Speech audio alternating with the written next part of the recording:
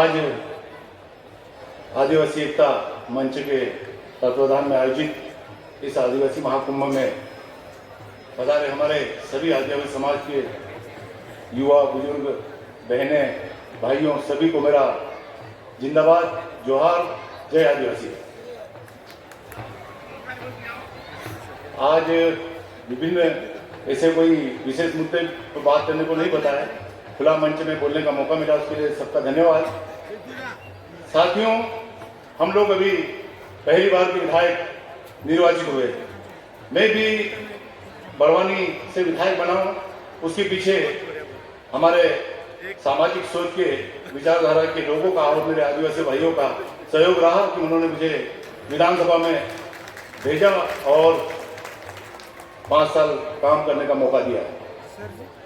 साथियों, मैंने जब विधायक नहीं बना तो उससे पहले बहुत सपने सोचता था कि ये विधानसभा में जाके ये करेंगे, वो करेंगे, लेकिन 1 साल के अंदर ये समझ में आ गया कि विधायक बनने से कुछ नहीं होता।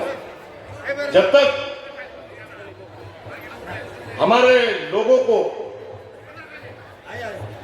निर्णय लेने की क्षमता, योजना बनाने में भागीदारी नहीं होगी, तब तक कुछ नहीं होगा। आज जो भी सत्तासीन बैठे हैं वे लोग सत्ता को वापस केंद्रीकृत करते जा रहे हैं। पूर्व में हमारे देश के पूर्व प्रधानमंत्री राजीव गांधी जी ने पंचायती राज के माध्यम से संविधान में 74वां संशोधन किया था, पंचायती राज लागू किया था। नगरीय क्षेत्र में 74 संशोधन के माध्यम से नगरों को, नगरीय पालिका को वित्तीय और प्रशासनिक अधिकार दिए थे। लेकिन आज देख लो, वापस सत्ता केंद्रीकृत हो गया। संविधान में हमारे हक अधिकार बहुत दे रखे हैं। 5वीं अनुसूची की बात करें, पैसा कानून की बात करें, बहुत है, लेकिन जमीन पे वो चीज नहीं, जमीन पे उनका कोई पालन नहीं हो रहा। साथियों, मैं अभी देखता हूं कि हमारे आदिवासी समाज का कोई ऐसा दबाव समूह नहीं है जो सत्ता पे बैठे लोगों पे एक प्रेशर क्रिएट करे, इतना प्रेशर क्रिएट कर दे कि वे हमारे वर्ग के लिए कानूनों में भी हमारे वर्गों के लिए कानून बने, और जब योजनाएं बने तो हमारे आदिवासी क्षेत्रों में विकास की योजना बने।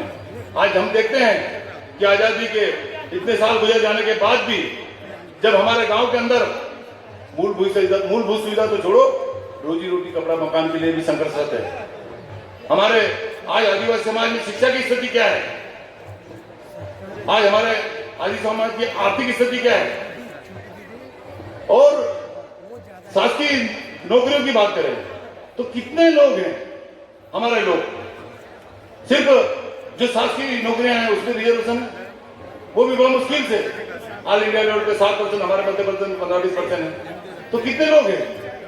और समय के साथ उसमें अमेंडमेंट होते जा रहे हैं, नए पद को सृजित कर नहीं रहे हैं, पद समाप्त कर रहे हैं, तो भविष्य में नौकरियां नहीं रहेगी, नौकरियों में हमारे लोग नहीं रहेंगे। मैं देखता हूं कि हमारे मध्य प्रदेश में सरकार है, कितने लोग आदिवासी समाज के हैं जो सरकार में आदिवासियों के लिए जो कानून बन रहे हैं, योजनाएं बन रही है, उसमें उनकी भागीदारी कितनी है? शून्य के बराबर। आज हम अधिकारी वर्ग की बात करते हैं जो पीछे से ये सब कानून और योजनाएं क्रियान्वयन के लिए पटल पे रखते हैं, तो उनकी स्थिति क्या है? वहां पे भी कोई हमारी हिस्सेदारी नहीं है, हमारा कोई आदमी वहां नहीं है। हमारे यहाँ 54 जिले हो गए, लेकिन एक भी जिले में हमारा कोई कलेक्टर नहीं है। जब हमारे वर्ग के लोग इन चीजों में नहीं होंगे तो जो लोग बैठे हैं उन्होंने क्या देखा आदिवासियों को? आदिवासियों की स्थिति क्या है उनको कहीं मालूम नहीं है, तो कौन हमारे लिए योजना बनाएगा? पिछले दिनों हमारा बजट पास हुआ था, तो हमारे जो ट्राइबल सब प्लान का पैसा होता है उसको, उस फंड का हमारे जो जनसंख्या उस अनुपात में तो है ही नहीं, उस फंड में भी बहुत कम है। लेकिन जो फंड है वो भी कहीं मेट्रो लाइन में, कहीं ब्रिज बनाने में, कहीं हाईवे बनाने में वहां खर्च हो रहा है। हम लोग प्रश्न करते हैं तो बताते हैं कि आपके आदिवासी समाज भी इस स्कूल से गुजरेगा, इस मेट्रो का उपयोग करेगा, इस रोड हाईवे से गुजरेगा। अरे भाई, हमारे गांव में तो पीने की पानी की समस्या है, हमारे गांव में तो लोगों को रोजी रोटी की समस्या है, हमारे गांव से लोग पलायन कर रहे हैं, हमारे गांव में शिक्षा की स्थिति खराब है, हमारे गांव में स्कूल नहीं है, हमारे गांव में मूलभूत सुविधा के नाम पे कुछ नहीं है, उसके लिए क्या बोले रखा है, उसमें होगा। मैं बड़वानी जिले की बात करता हूं, हमारा पूरा चारों विधानसभा आदिवासी, 4 सीटें और चारों आदिवासी। अभी बस्ती विकास के नाम पे पैसा आया 2 करोड़ रुपया, 2 करोड़ रुपया, और उसमें जो प्रभारी मंत्री है उसके अध्यक्षता में मीटिंग होगी, कितना बटेगा एक विधानसभा में? मुश्किल से 10, 20 लाख, 25 लाख। तो हम उसमें क्या विकास करा पाएंगे? जो विधायक विकास निधि है उसकी तो क्या हालत है, उसमें क्या विकास हो पाएगा? तो ये स्थिति है।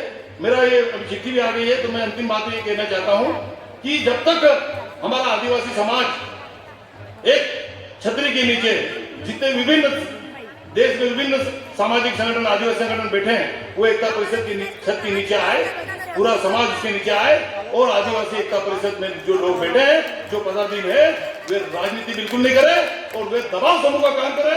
सरकार किसी भी दल की हो, तो हमारा आदिवासी समाज का दबाव उन पर पूरा तरह रहना चाहिए, तभी हमारा कुछ भला होगा।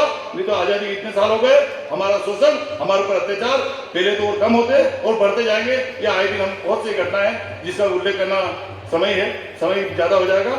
आए दिन हमारे ऊपर किस प्रकार से अत्याचार हो रहे, शोषण हो रहे, सबके सामने साथियों मुझे